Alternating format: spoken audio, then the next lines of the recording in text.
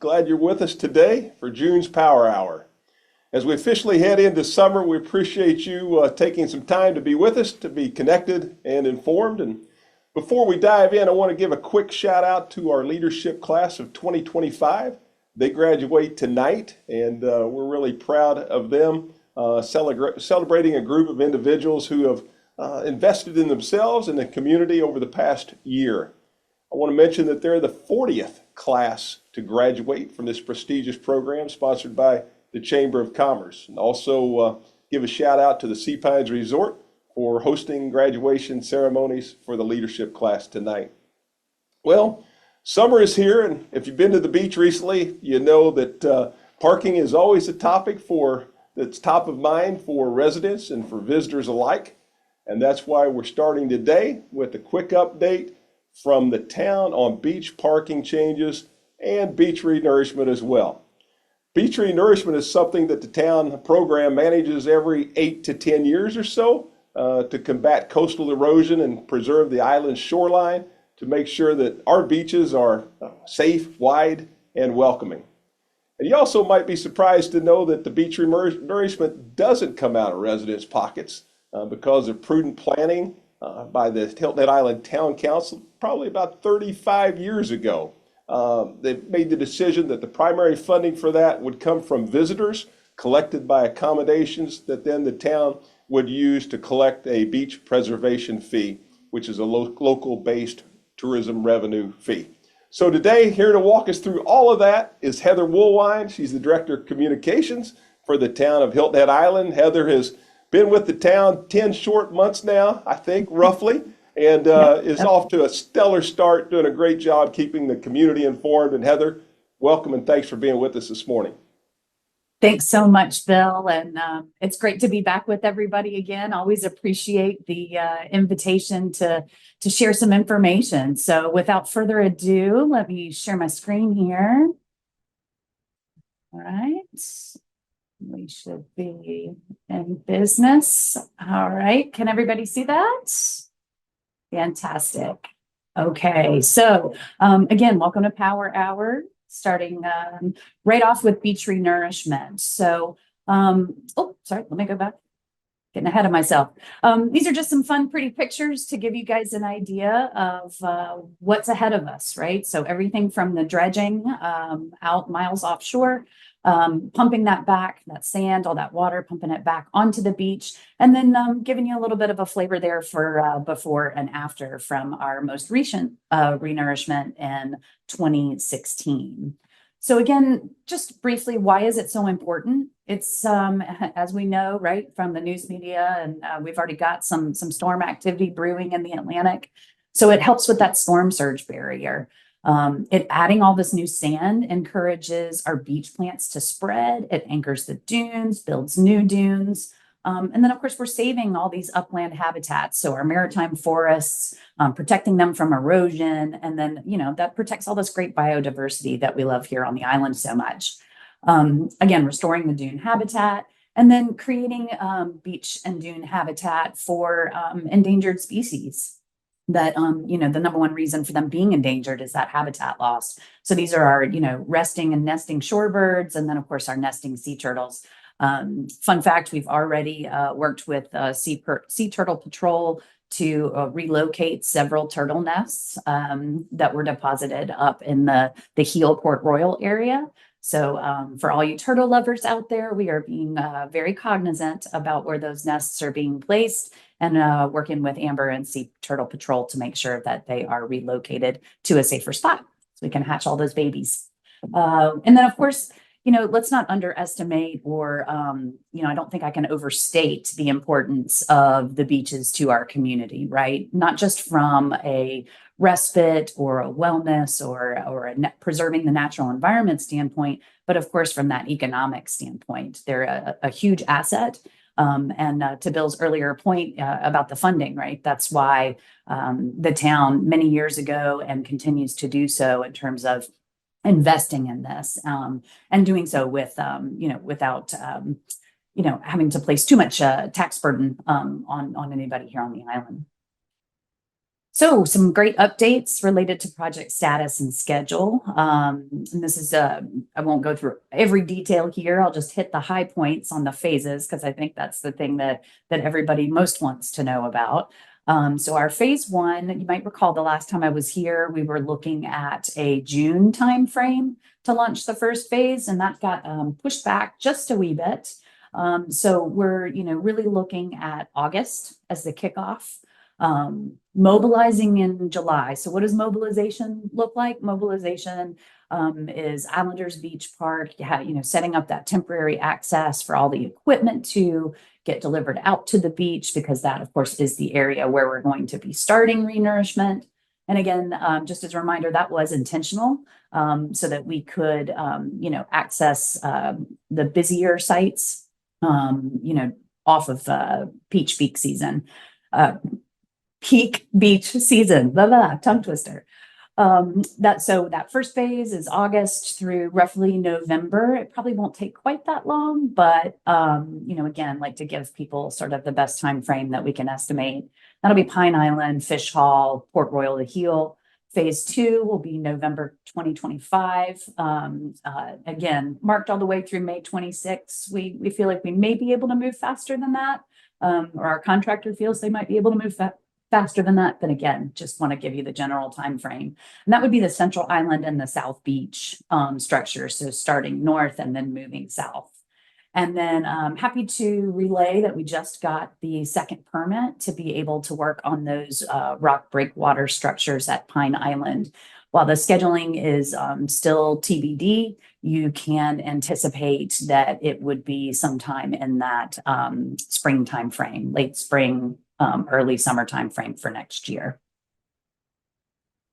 So along with the beach renourishment permit, there were some requirements that we had to fulfill from the U.S. Army Corps of Engineers and the U.S. Fish and Wildlife Service.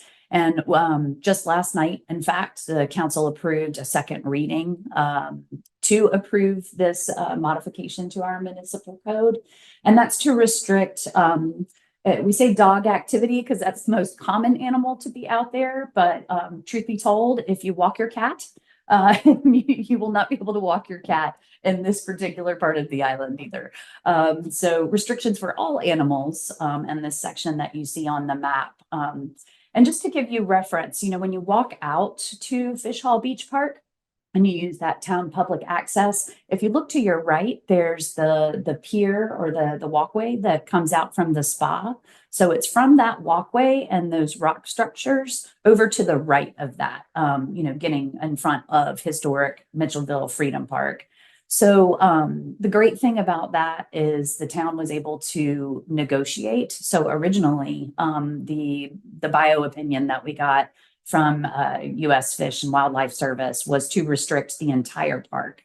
So that would have been, as you can see on the map, all the way up, Mitchellville Road, and then all the way over to the end of Freedom Park. So kudos to our assistant town manager, Sean Colin, and several others who worked really hard with our local legislative delegation and U.S. Fish and Wildlife Service to really hone in on the most important part of that area so that we could protect those shorebird species. So again, that goes into effect as of today. You'll start to see temporary signage going up today, with more permanent signage coming in the next several weeks. Beach parking, my favorite topic, as you can imagine. I get a few emails about this since the recent revisions.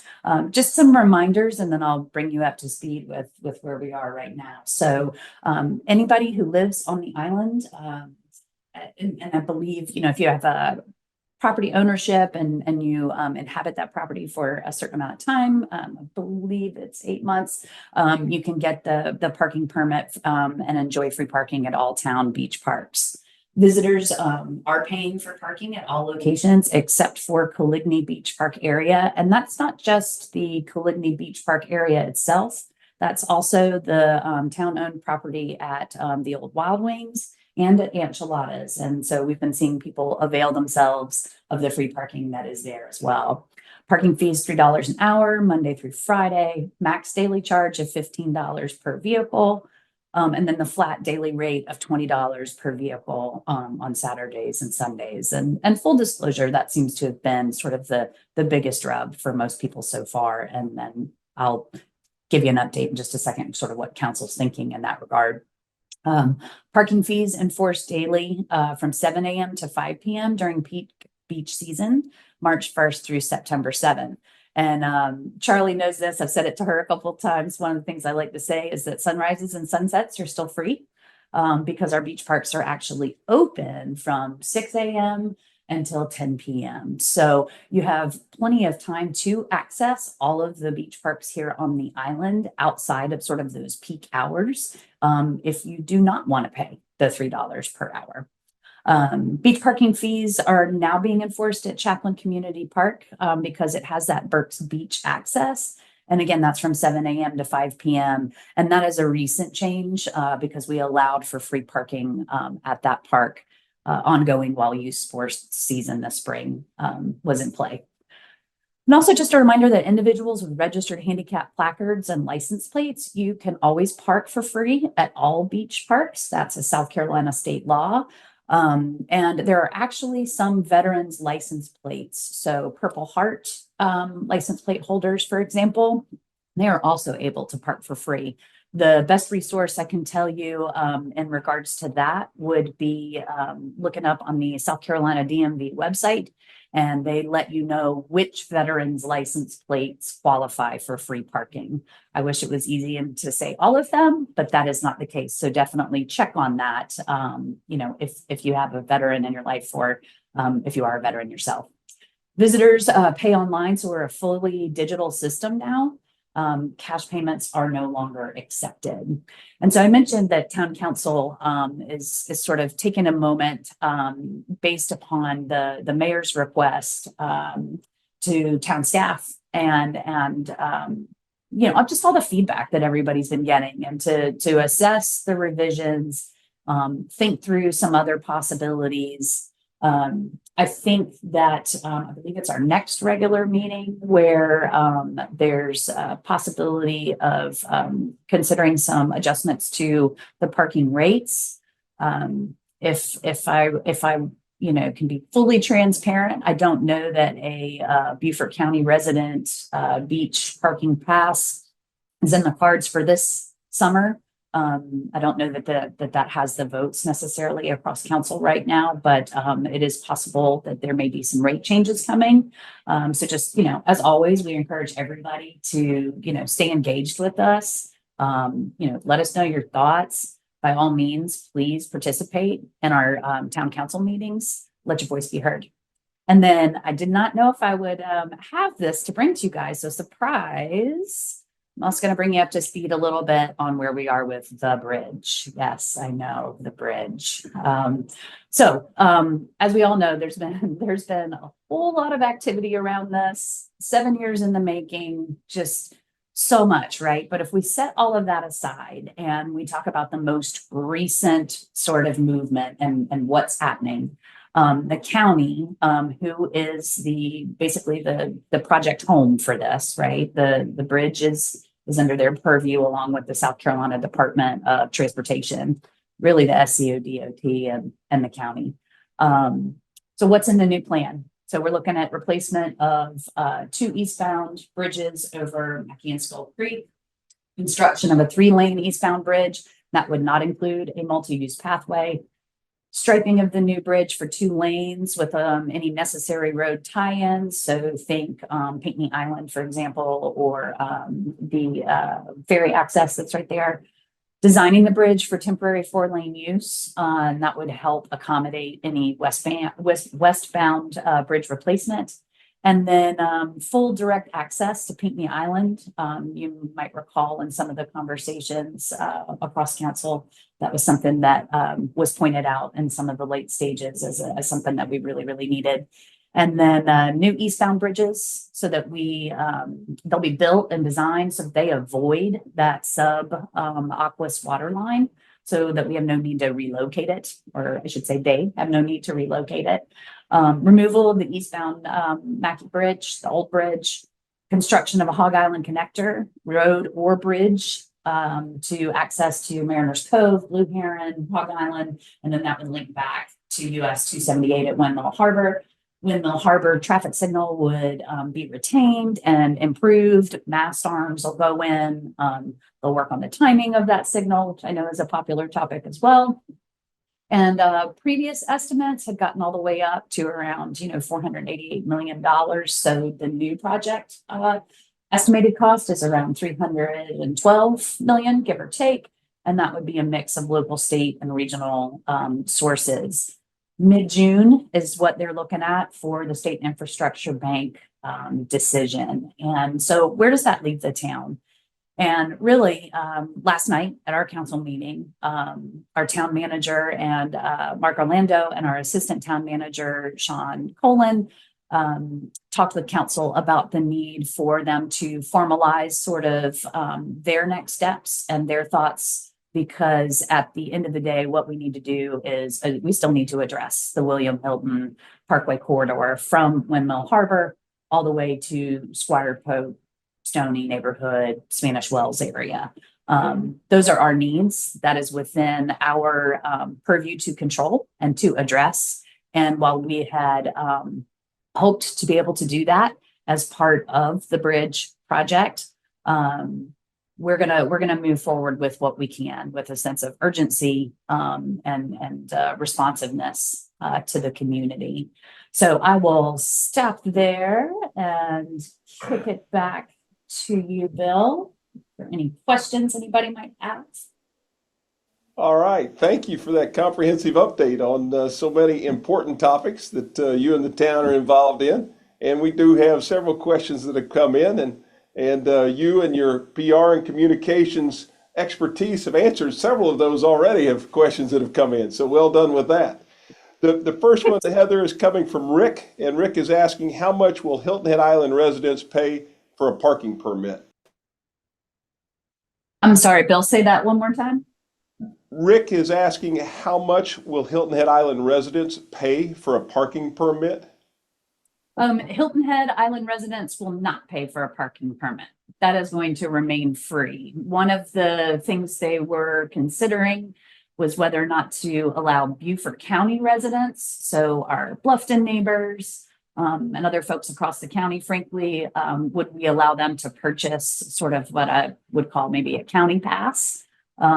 There's examples of that, in other municipalities. And I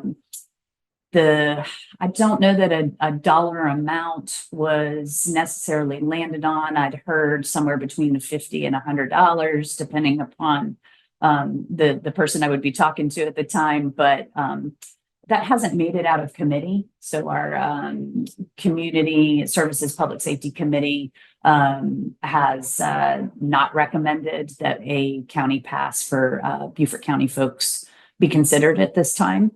And so that'll be addressed at an upcoming regular town council meeting. Good question.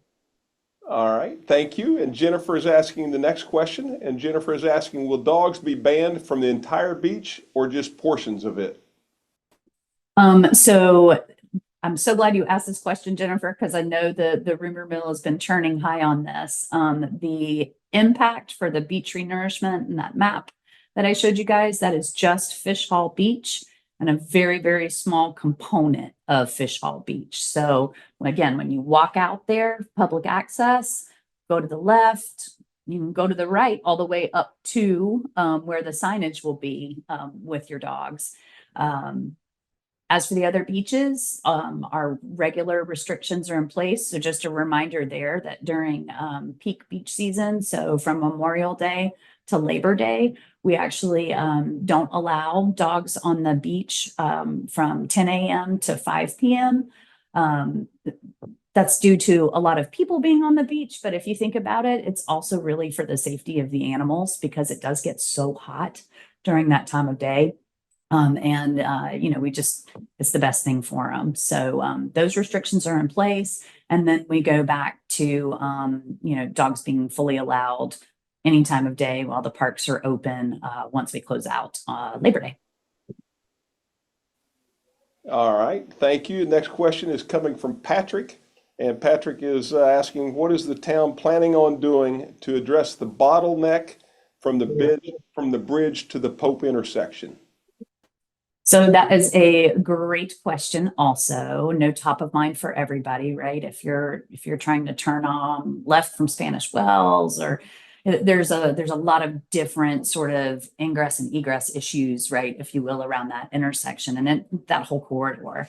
And that is exactly what the town is going to be working on over this summer. So we're going to be there's the great thing about sort of all of the stuff, if you will, around the bridge, is that the town has been able to do some versions of corridor master planning. And what would that look like? And so we're going to be able to take those things, sort of right size them for where we are now, look at funding sources. I can tell you that top of mind is definitely going to be working with Senator Davis to find some state dollars.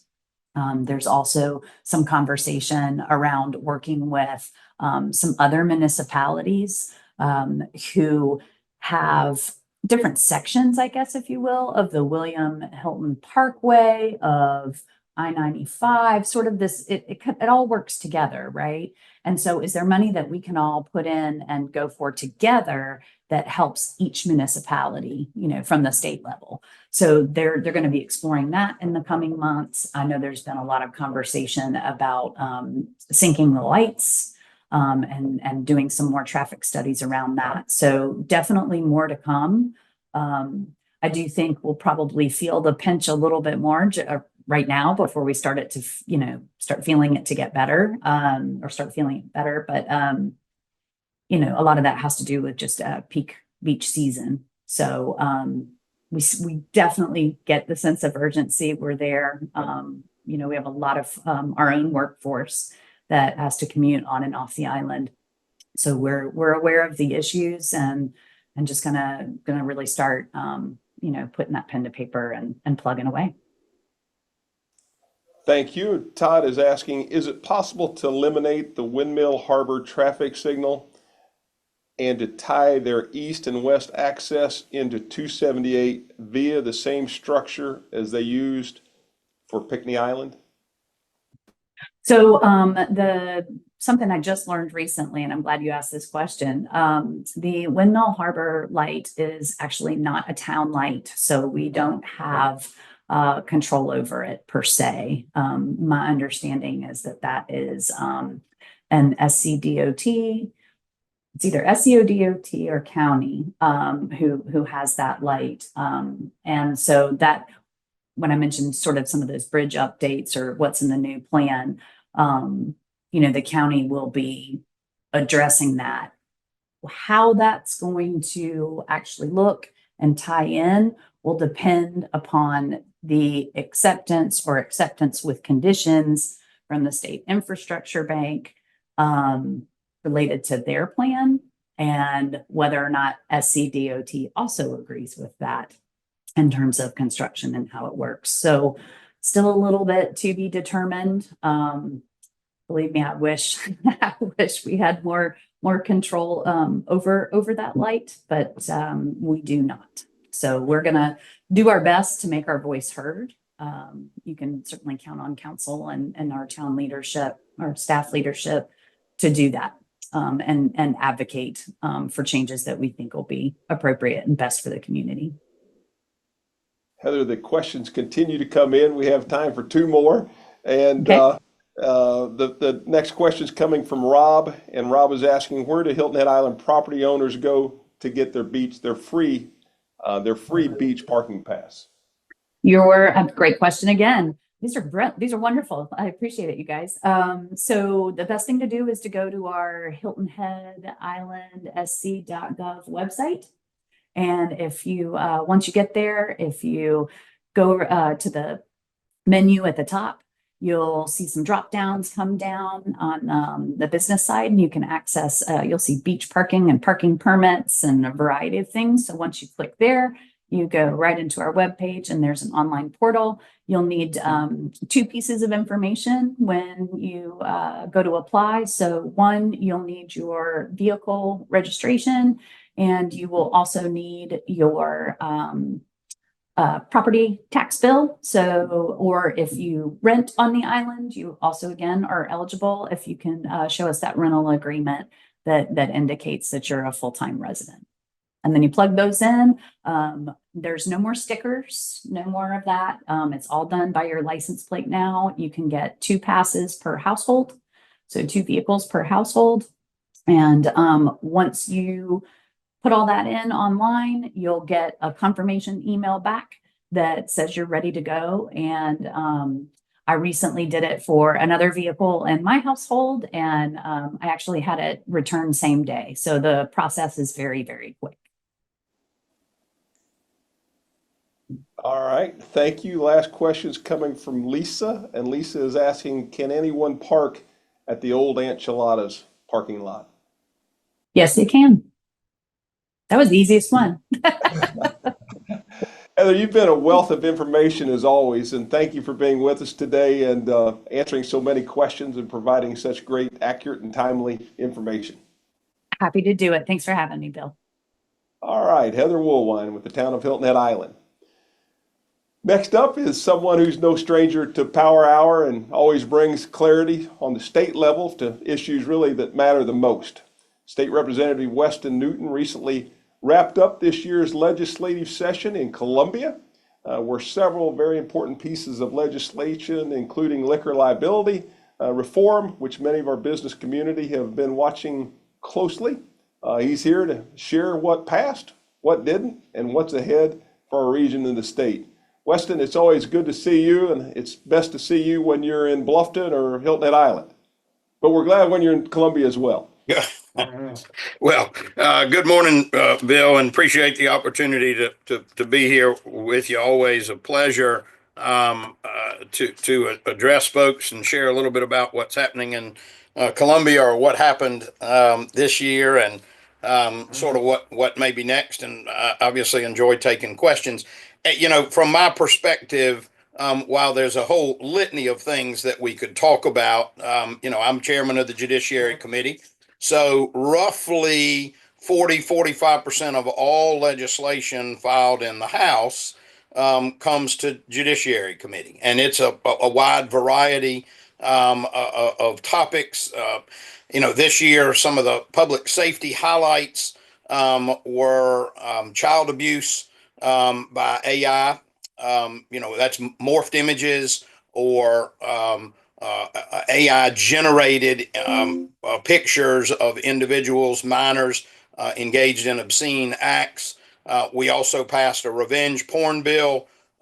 We passed, for the first time in South Carolina, an organized retail crime, think smash and grab law, death by fentanyl. So, the Judiciary Committee always has a good bit of public safety activity in terms of our criminal laws that go on. The Hands-Free Act came through Judiciary, and we'll talk a little bit about that. But probably one of the most significant things, and clearly one of the things that will have such a direct impact on many of our small businesses throughout South Carolina, but in the tourism industry in particular, is, as you mentioned, the tort reform and liquor liability. And just to set the backdrop, in 2017, the South Carolina General Assembly required $1 million minimum policy if you sold alcohol.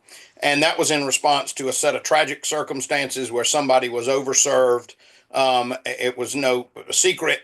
The facts were quite egregious in the manner in which they were overserved. They went out, injured someone fairly significantly. It was a off-duty trooper who then became paralyzed, and there was minimum coverage on the driver of the vehicle, $25,000, to be there to address the victim's needs. The General Assembly passed a law that said $1 million worth of coverage. Well, what's happened since then, and more significantly in the last 3 or 4 years, is the insurance premiums in South Carolina have skyrocketed. And I mean, 800% increases. We heard testimony from bars and restaurants and VFW clubs all over the state, Greenville, Charleston, Hilton Head, Columbia, about businesses, quite frankly, that were going out of business, businesses that were eliminating management positions and consolidating management because they had to come up with the additional funds to cover the insurance premiums. So 2 years ago, the House addressed this issue, had an ad hoc committee, passed legislation specifically targeted toward the liquor liability issues, and it went to the Senate. It didn't pass the Senate. We came back this year. The House again took a rifle approach at the liquor liability issue to address the skyrocketing insurance premiums, to address some of the concerns about disproportionate liability, and sent it to the Senate. At the same time, the Senate passed what was known as S-244, which was a very comprehensive tort reform package. The House bill could best be described as a rifle approach with other rifle shots in the mix to be debated. The Senate spent 11 weeks and sent us at the start of April a omnibus bill that addressed a whole host of issues, from both liquor liability and tort reform, statute of repose in the construction industry, limits on automobile coverage, seatbelt law changes. Ultimately, we didn't have 11 legislative days left to deal with that. But what we did do is we sat down with the leadership in the Senate and said, we cannot allow our bars and restaurants to be held hostage to solving some of these other issues or debating these other public policy issues. These folks are struggling. These folks are going out of business, and they need our help now. And, you know, one of the number one things that we heard in the 2 years of testimony that the House has taken was that the reason these premiums were as high as they were was because of language in the law that provided liability in the liquor context was joint and several, meaning that you could be held 100% liable for the amount of the damages, even though you weren't 100% at fault. And so in trying to figure out how to address that, in working with the Senate, we took what we had passed, what the Senate had passed, and what the Senate said that they had to have to approve some liquor liability tort reform this year. And we ended up addressing joint and several liability in the broader context. That was clearly an issue that needed to be done, that was on the list of House measures to address, but not at this time, and combined that with the liquor liability. So the good actors get an ability to mitigate or reduce their premiums from the $1 million amount. Server training is now going to be required, which lowers the amount. If you stay open after midnight, you're going to have scanners to make sure that the IDs are real. Again, another discount in the insurance. We addressed a question that, for those folks in the close to the issue, that may have heard about the Tiffany B. Smith problem, which was a Supreme Court case ruling in the context of our joint and several liability statute in South Carolina that was interpreted by our court to only put named parties on a jury verdict form. And while we're getting a little bit into the weeds, we fixed that problem by saying all parties go on the jury verdict form. We'll eliminate joint and several liability in the liquor context. We'll eliminate joint and several liability as it relates to gross negligence, and only leave that modified joint and several in the worst cases of deliberate activities or intentional activities that occur, willful, wanton, that sort of thing. And so, you know, quite frankly, we've addressed the precise issue that the insurance companies have identified as the driver of the skyrocketing insurance premiums. Now, we don't regulate liquor liability insurance in South Carolina, so it's not an admitted carriers, and we don't talk about at the Department of Insurance what the margins on the policies or profits that can be made. It's just not the type of regulatory structure that we have. But obviously, the laws that expose bars and restaurants to liability, or more to the point that expose the insurance companies to liability, have been addressed. Our goal was not to help the insurance companies make more money. Our goal was to drive down insurance premiums. And so while we modified the liability exposure, at the same time, we included language directing that the Department of Insurance not only to monitor the carriers in South Carolina, to monitor what's happening with premiums and report back on a regular basis to the General Assembly, but also that these akin to safe driver discounts must be recognized in insurance policies in the liquor liability context. So, I am pleased. By no stretch of the imagination is this the end of discussion of liquor liability, but it is a great first step. And quite frankly, I've described this when the governor's bill signing. It's a fulfillment of a promise. We listened to our small businesses and the problems that they were experiencing, and told them, by and large, we're going to do something for you, and we're going to make sure that we don't leave Columbia this year without doing it. In fact, the bill that the House passed in March was unanimously approved by everybody in the body. So, I appreciate the hard work and the last few weeks of session by the full Judiciary Committee, also by the House of Representatives in moving it forward. And I think that upon reflection, that will be recognized as one of the most significant accomplishments that took place in Columbia this year. Certainly not intended to take away from any of the other. Bill Herb Kurzman's LCI committee, Chairman Herb Kurzman, passed the energy bill that we all talked about 6 months ago as being necessary to make sure that we were generating enough power in South Carolina to address the growth and the people that are here. That helps pave the way to a joint Santee Cooper and Dominion project gas plant in Canadas, and encourages an all of the above strategy in South Carolina. The hands-free law that we talked about. Many of our neighbors, certainly South Carolina has been one of the outliers in not banning or not having a hands-free law. That law now goes into effect in September.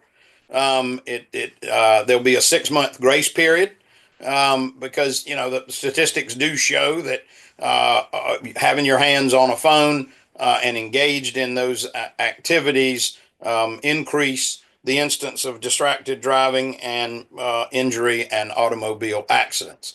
We have tried this in years past in the House. There was fairly significant opposition. This year in addressing the bill, we made sure that it didn't criminalize negligence, which is always a concern that, think somebody that's grown up for the last 15 years and being able to use their phone sort of by reflex reaches over and grabs it, and as a result causes an accident with injury. We don't want that to be somebody to go serve jail time for that. There obviously are appropriate monetary penalties like there are with other moving violations and point violations against the driver's license.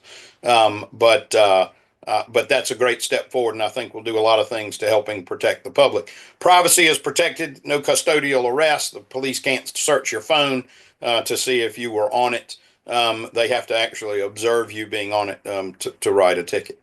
One thing that I was disappointed that didn't make it in the liquor liability package, the House recognized that one of the most important things in this arena, and remember the backdrop in South Carolina is we're number 3 in the country in per capita DUI fatalities. So at the same time, while we are addressing the skyrocketing insurance premiums that were crippling our businesses, we needed to send a strong message. We needed to also include components where the real fault lies with DUI accidents. And that's with the folks that drink and get behind the wheel of a car. And so while the House version did include stiffening of the DUI penalties in South Carolina, the Senate, not dissimilar from the House, said probably a great idea. We have not had a chance to deliberate that while we were deliberating the bigger tort reform package. We'll get to that next year. So I'm heartened to know the commitment from the Senate that they do intend to address some of the challenges with the enforcement of our DUI laws in South Carolina next year. Bill, lots of other things that we could talk about. There's a new golf cart law. A lot of questions in the last couple of weeks. Does it require seatbelts when golf carts are on private property? The answer to that is no. It just sort of clarifies what local government can do in terms of authorizing golf carts to be driven on certain streets and roads in South Carolina. And we passed a revenge porn bill. In addition to the child abuse and AI morphed images I mentioned earlier, this revenge porn is just what you can think of. People taking images without consent and then putting those out into the cyber world. Certainly if the images were taken without consent and put out there, then that's now a crime as well. So lots of good things that went on in Columbia. On the budget standpoint, there's been much discussion about community member investment projects were put on hold for this year. That's generally the one-time non-recurring funds that is identified as being available, and their members put in requests for member projects. TCL has been the recipient of that over the year. Various Mitchellville on Hilton Head, obviously the museum on Hilton Head. I think Honeyhorn has probably been the beneficiary of those community investment projects in the past.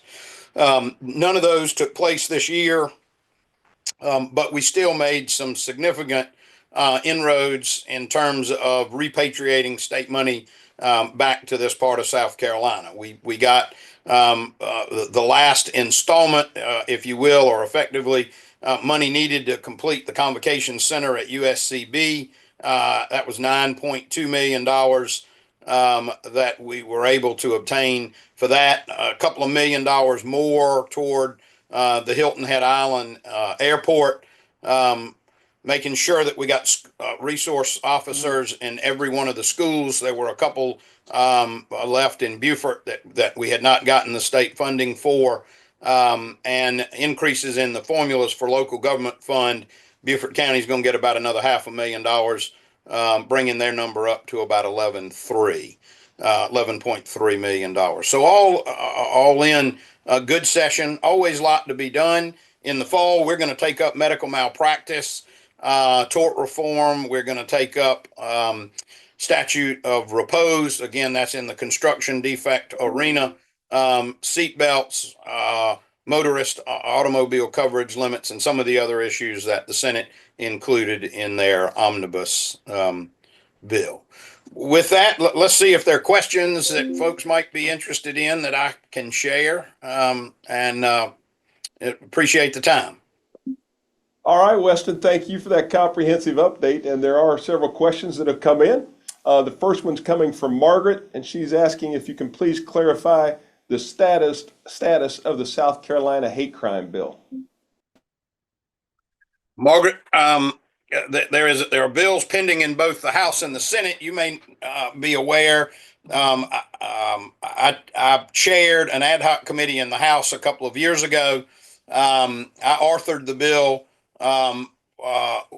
with Wendell Gilliard from Charleston, identified him as the primary sponsor. That bill has passed the House on at least 2 occasions. It has gone to the Senate, where it has not been able to receive a favorable report or approval in the Senate.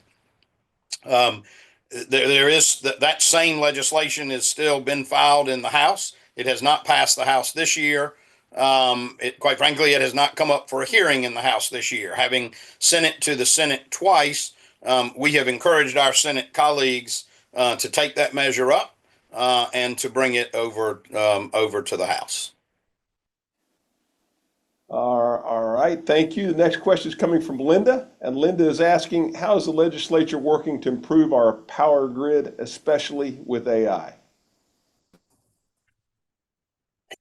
Linda, I don't know that I can tell you how AI is being used to address the power grid. I can tell you that, when we went back into session this year, one of the priorities identified in the House and certainly the Senate was 2 years ago at Christmas. We were just moments away from rolling blackouts in South Carolina because of the amount of power that was being consumed. As a consequence, certainly a renewed interest in the Santee Cooper nuclear facility that got shuttered a few years ago, but also the power bill that I mentioned that came out of the Labor, Commerce, and Industry was to modernize and to streamline the permitting process. Jeff Bradley from Hilton Head's been deeply involved with the AI and his regulatory committee in the House. I got to imagine that AI is being utilized. Of course, while the state's involved in Santee Cooper, most of the power companies in South Carolina are investor-owned utilities or publicly traded companies. So I don't know that I have a direct answer for you other than what we're trying to do is make sure that the regulatory environment in South Carolina does not create an obstacle to the creation of new power generation. Thank you. Next question is coming from Liz, and Liz is asking, when will businesses feel the positive impact of the new liquor liability law? That's interesting. It depends on the renewals of insurance policies. The law goes into effect as of January 1, because obviously the scanners that have to be obtained, the required server training that has to be in place for all servers at bars and restaurants. All of those measures need to be implemented, but as policies begin to renew, and the renewals taking place after January 1 of next year, the difference in the premiums amount that will be required at that point in time. Again, remember, we started at $1 million. There are multiple ways to get that number down to 500,000 and ultimately and 300,000 in the nonprofit context. So, what I would tell you is that I think the inertia for that should begin in the very near term, but as insurance policies renew with coverage periods that go out past January 1, we ought to begin to see those changes. At least that's what we hope. One of the components that is sort of has been missing in this tort reform discussion overall was that we took testimony as it relates to liquor liability insurance and why the premiums were so high in the ad hoc committee that Judiciary set up. And the testimony, was, again, that phrase with regard to joint and several liability regarding the sale, use, or possession of alcohol in South Carolina law that was identified. This is why premiums are so high. And as well as the $1 million limit, but this is the point of the spear. What we don't know is why insurance premiums have skyrocketed across other types of insurance. And Chairman Herb Kurzman's committee, one of the things they're doing is they have set up an ad hoc committee with subpoena power, and they in the offseason intend to bring in the insurance companies to press them on these issues. Why do homeowners premiums, why are they going up so high? Why are other types of liability insurance going up so high? What's the root cause of the skyrocketing premiums across the board? And so I look forward to Mr. Herb Kurzman's committee doing that work, and where that leads us in what other reform and activities we need to take place. But my message is we responded to the call of why the insurance companies said premiums were so high. It's now we expect premiums to come down, and if they don't, there'll be more to come.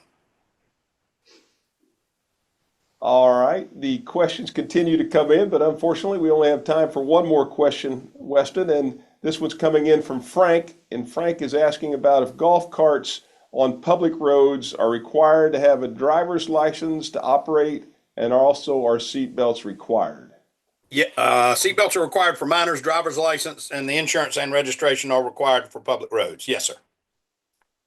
Weston, thank you. Thank you for your continued commitment and service. We appreciate your leadership in Columbia and at home as well. And thank you for being with us today. It's always great to see you. Good to see you, Bill. Thanks very much. Y'all have a great day.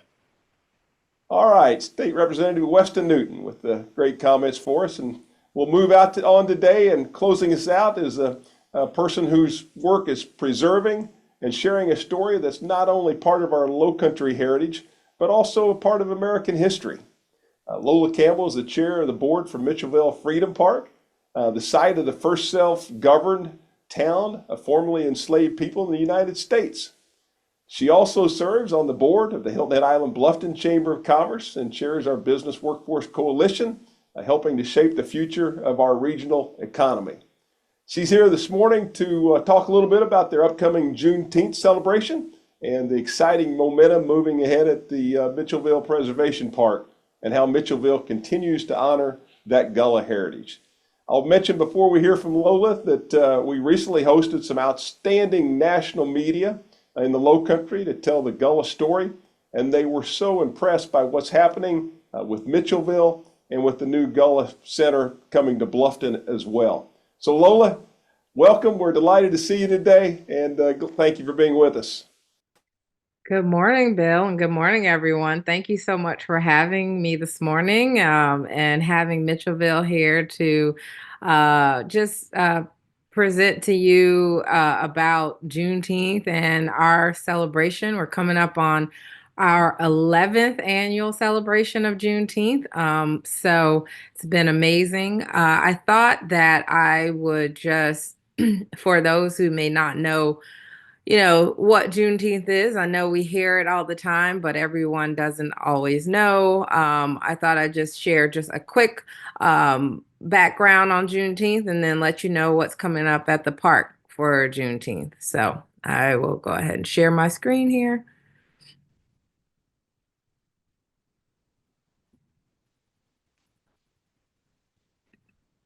Let's see. All right. So Juneteenth, it's June 19th, 1865. For those who don't know, what is Juneteenth? It's June plus the 19th combined. So that's where we got the name for Juneteenth from. On June 19th, 1865, about 2,000 Union troops arrived in Galveston Bay, Texas, and freed enslaved African Americans there. This came about 2.5 years after the Emancipation Proclamation was actually signed. And so, word took a little while to get over to Galveston. So of course the Army announced that more than 250,000 enslaved Black people in the state were free by executive decree, and this day became known as Juneteenth. And we also refer to it as our country's second Independence Day. This is just a quote from Union General Gordon Granger, who was the one to actually arrive at Galveston and give the news of freedom for all. This is a picture of an Emancipation Day celebration on June 19th in 1900, which was held in Austin. The first Juneteenth celebration was actually in 1866, the year after Juneteenth happened. So celebrations like then, today, like what we do at Mitchellville, just really recognize the ongoing fight for the human rights and equality, and are commemorated through family cookouts, huge festivals like we do at Mitchellville, faith services, things like that. Also, I think, I cannot leave out that Juneteenth was established as a federal holiday in 2021. Finally, really, the celebrations that have been happening from 1865 forward, there were ways to try to get that get that holiday recognized. And so finally in 2021, it was recognized federally, and that's great.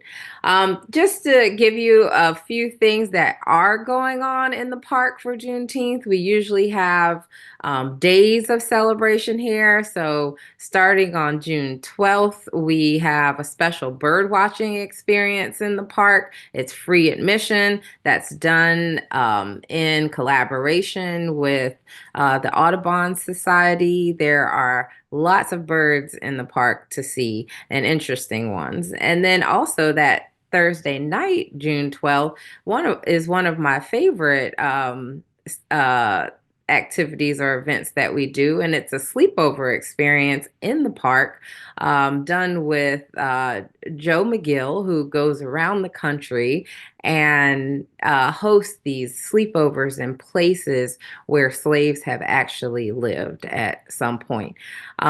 There's a awesome discussion that happens. There's dinner, and and then you can either pitch a tent or you can rent a tent from the Mitchellville office.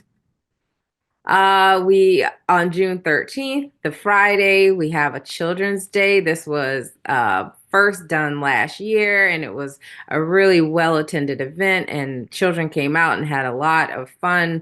We have some archaeological digs and artifact discovery activities, lots of hands-on exhibits, tours through the park. They're learning all about Mitchellville and the history of Juneteenth. And then that Friday night, we also have a drum circle celebration. Drum circles are historically a way that we pay homage to our ancestors. There will be food trucks and vendors at the drum circle event, but you can also feel free to bring your drum along and participate and get in the circle, and make some great music. That's always a fun event. And then Saturday, June 14th, is our big event. That's our 11th annual festival. There will be food trucks, there will be vendors, and the main attraction is Leela James this year. She just came out with a hit, so we are very excited to have her in the park, and hope that we will have many people there to hear the music, eat some food, and even get out and dance a little. On Juneteenth, actual day, which is Thursday, June 19th this year, we will have a 5K run and walk in Mitchellville, and also a litter sweep that is happening from 9 a.m. to 10 a.m. So the festivities don't stop, although we're having our events the week before actual Juneteenth. We did want to have some type of event on the actual June 19th, and so you can come out and participate in the run walk. Okay, let me end that and stop sharing. Okay, so hopefully that will help people to know the significance of Juneteenth. One thing that I did not mention, I'd love to mention, is that there's a great significance of Mitchellville in this story of freedom and Juneteenth. Mitchellville was actually settled around October or November of 1862. So if you think about it, the Emancipation Proclamation was signed in 1863. Juneteenth happened in 1865. It's, I love to be able to claim that here on Hilton Head at Mitchellville, we really had the first freedom. It's where freedom began. So the formerly enslaved people who inhabited Mitchellville were freed before most or all other enslaved people in America. So I'll stop there. I know there's only like 2 more minutes, so if anyone has any questions, I'd love to entertain that. Thank you, Lola. Very, very helpful and informative. There are a couple of questions. Yes, thank you. The first one's coming from Ronnie, and Ronnie is asking, what's happening with the archaeology dig on the property?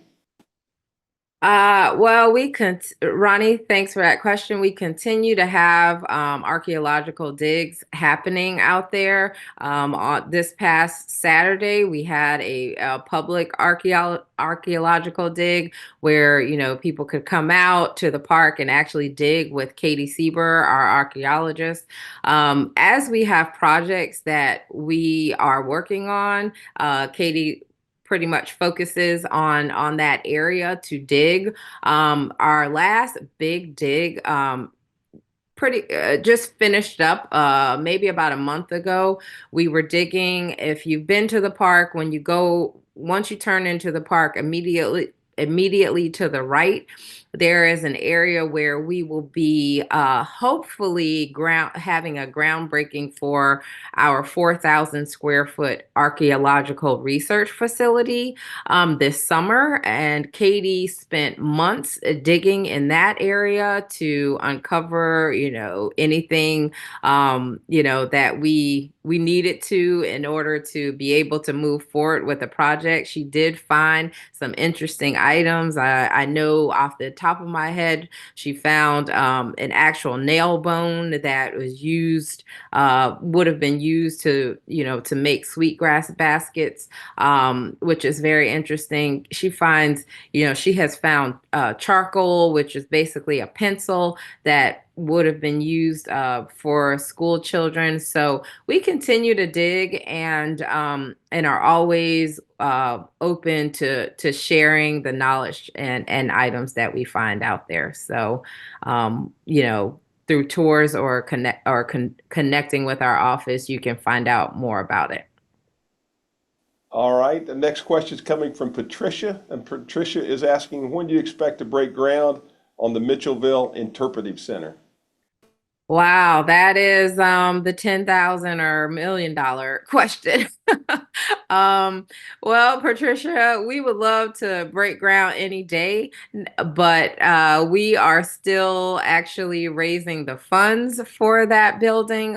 We have raised some of them for some of the infrastructure to start on some of the infrastructure for that building, but groundbreaking is a ways away. We're going to first tackle this archaeological facility, but I can tell you personally, I hope that in the next 3 years that, being very generous in time, that we can break ground on that building.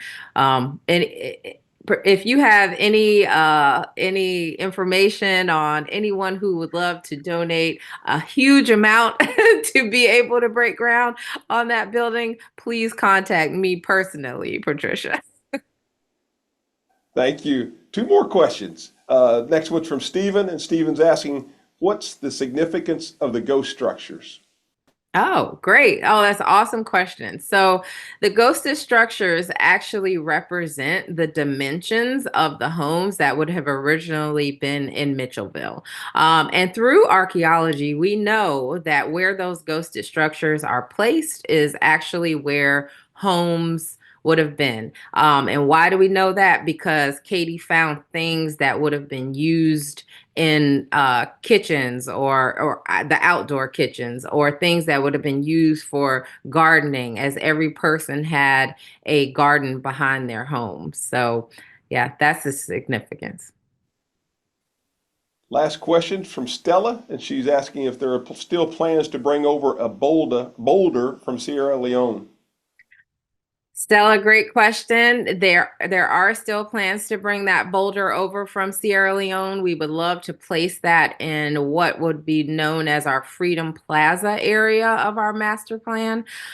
We are still working on that. There are just a lot of logistics or issues with logistics around getting a boulder over from Sierra Leone. But we have been continuously in the works with talking with people over in Sierra Leone, the government there, and have a a specified task force of community leaders, as well as a mod, of course, working on that. So let's keep our fingers crossed that we can get it over here. All right, Lola, thank you. And you can find Lola at her store, Benya Boutique, Benya HHI, also a website, so you can check her out. And Lola, I want to thank you for your leadership with the Mitchellville board, as well as the volunteers, other board members, and the mod board, as you had mentioned, who are doing such spectacular work and significant, meaningful things for not only Hilton Head Island, but for the rest of the country as well. So thank you for that. Thank you so much, Bill. We love to be here doing the good work that we need to do. So thanks. Indeed, keep up the good work. Before we close, a quick reminder, our Chamber Business Golf Classic is Friday the 13th, so a week from this coming Friday, and we still have a few tee times remaining, so if you'd like to get out and have some fun, play around in golf with some other business folks, we'd love to have you. And you can do that by looking at our website, Hilton Head Island BlufftonChamber.org, or reaching out to Laura Alice Henderson here at the Chamber. As we close, as we also heading into summer, I wanted to take a minute to recognize our incredible students in our region. To all those recent graduates and the parents of those recent graduates, congratulations. And whether you're off to college, starting a new job, or figuring out what your next step is going to be, we're very, very proud of you, and our region is better because of your energy, your ideas, and your future. So everyone, have a great rest of your week. Thank you for tuning in to Power Hour, and we look forward to seeing you next time.